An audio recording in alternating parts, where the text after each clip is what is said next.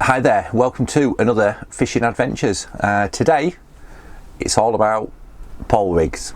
Okay, we're just going to run through very briefly the best way to get one set up if you've never done it before, or it's something that you're a little bit unsure about. Just a couple of hints and tips just to give you a heads up.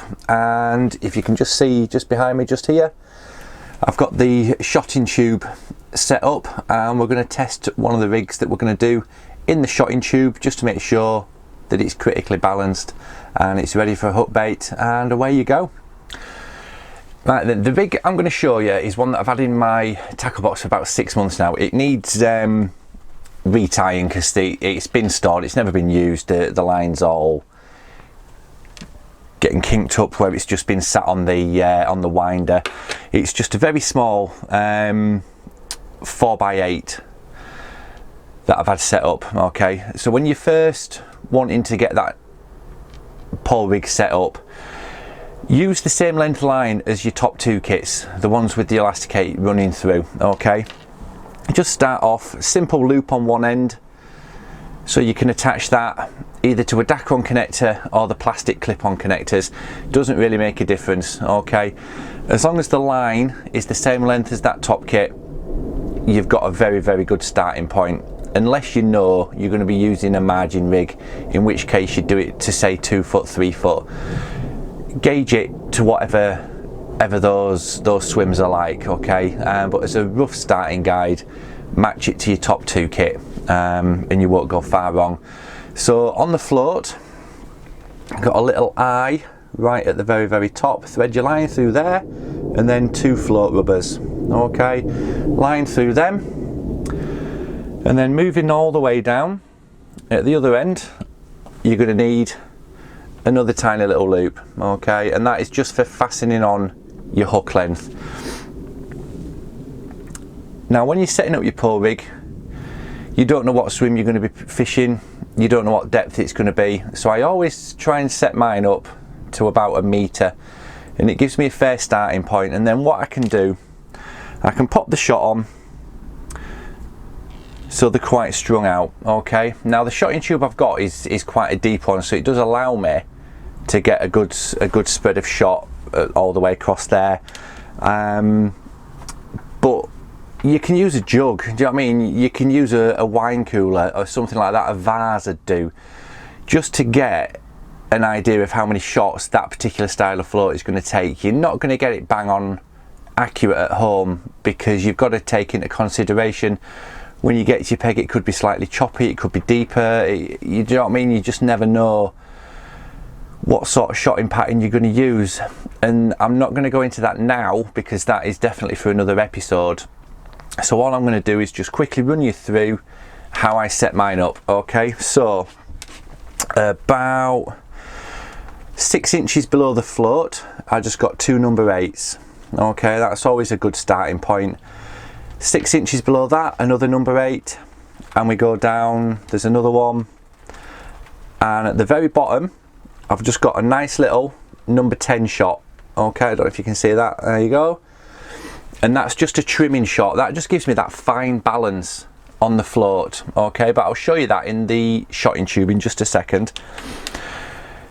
Now there's 2 options that you've got really for shotting your pole floats. The olden days was Stotz, basically. I grew up using Stotz, and they're basically a barrel shaped weight that you'd use a little special pliers just to pick it up, pop it on your line. And I grew up with them, using them on the canals, and I still use them today on some rigs because they give me massive amount of confidence in moving them up and down. They seem to do a slightly less damage, and they're easier to move up and down the line. If you need, say for instance, you're starting off with a spread out shot, you want to find where those fish are in your swim, so you'd start your peg using them. If they're all in the bottom foot of water, you'd basically put all them shot down, and you'd have a bulk of shot to get that bait right where the fish are straight away. These just give me a lot more confidence in moving them about. But you know, I've got just as many rigs with small shot on, number 8s, and in these we've got So it's small dispensers there, look, and they've got 9, 10 and 11 shot, you know, so you can get it just how you want it. And again, depending on the hook bait, that you could have your float set at home so there's just 2 or 3 mil popping out of the surface, and that's brilliant. As soon as you put on a heavier hook bait, it's going to drag that float under. So you can, if you wanted to, either take a shot off, put a smaller one in its place just to get that critical balance, or you could just use a little blob of bristle grease and that'll give you that buoyancy. But the better you can shot your float, the more sensitive it's going to be, the more indications you're going to get, and that is what it's all about. You can't set a pole rig up with just say 2 big shot on your line, because there's too much going on in your peg that you're going to miss. So the more little shot you've got on, the more sensitive that float is going to be. Okay, it sounds obvious, but a lot of people don't do it. But that's, again, mess around at home, experiment at home, an hour spent sorting your floats out, getting the shotting right. When you get to the bank, you know, depending on what bait you're using, you either need to pop on another number 10 shot or a number 8 shot or whatever, just to get that fine balance, and that saves you tons of time, because there's nothing worse than fishing and you've got your float, and ideally it should be set like that 90%. You see them and they're like that, you've got that black bit sticking out, and that makes it incredibly hard to show the indications, where if it's like that, a fish could fart next to it and it'll dip. Do you know what I mean? So you know the fish are there. So yeah, practice at home. So I'm going to drop that in the shotting tube for you, and we're just going to see how that sits in the water, and it'll give you an idea what to look for.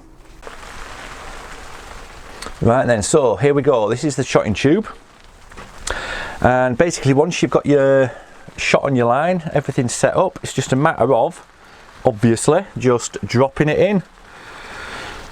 Okay, so just feed that in.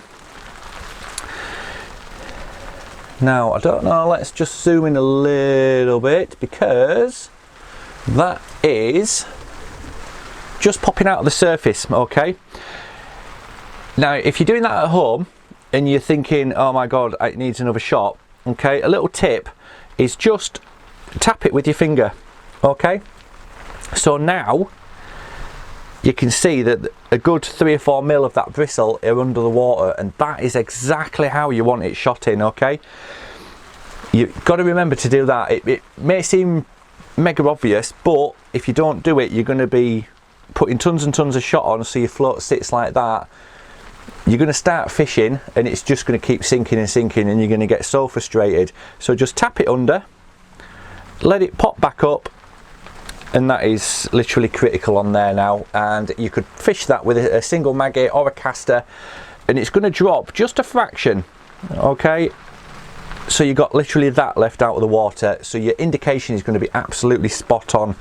But yeah, just have an experiment, just have a play, and just see what your own floats do, how they behave. You know, just tap them under the water and just see, because what you'll notice is if you compare a solid bristle like this one to a hollow bristle, if you get them both shot so the exact same amount of tip is showing, tap them both down, the hollow point will shoot straight back up, whereas the solid tip will take that little bit longer, so you get a better bite indication. Okay, because that hollow tip, all it wants to do is be buoyant and float, which is great if you're in a margin so it doesn't get pulled under all the time. But if you're fishing at distance using a hollow point, you're not going to get clearer indications. Okay, so just bear that in mind as well. We find that useful and quite informative. But again, like the method fishing video, link above, just practice, have a play around with something. If you're new to pole fishing, or you've been pole fishing a while but you've never really experimented, get a little ball out, just shot some floats up, see how they react, try different patterns, because there's so many pole floats to choose from. It's a minefield, it really is. You're best off, if you can, finding a set that you're really confident and comfortable using. Okay, for me it's the Preston Chianti. They are probably the best all-round float I've ever used, and I've been using these for years and years, and I still use them now. I've still probably got 20 tied up in my box at any one time. They're my go-to float regardless, which could be a bad thing, I don't know, but I've got massive amount of confidence in them because I've used them for so long. I know just how they react, I know how they perform in the water, and that is key. Okay, find 2 or 3 floats that you're mega confident in using, practice with different shotting patterns, get to really learn how that float works, and you can start to read your swim a lot better. Okay, but yeah, experiment, just keep playing and experimenting. I can't emphasize that enough. It's one thing just to turn up and set up a basic kit and catch a couple of roach. That's all well and good, but if you want to be consistent, you need to know your gear and you need to know how it's going to perform, and the only way you're going to do that is to really get to know it. So yeah, I hope you enjoyed that one. If you haven't already, hit subscribe, give the video a thumbs up, that'd help massively. Leave a comment if you would like to, and we'll catch you next time.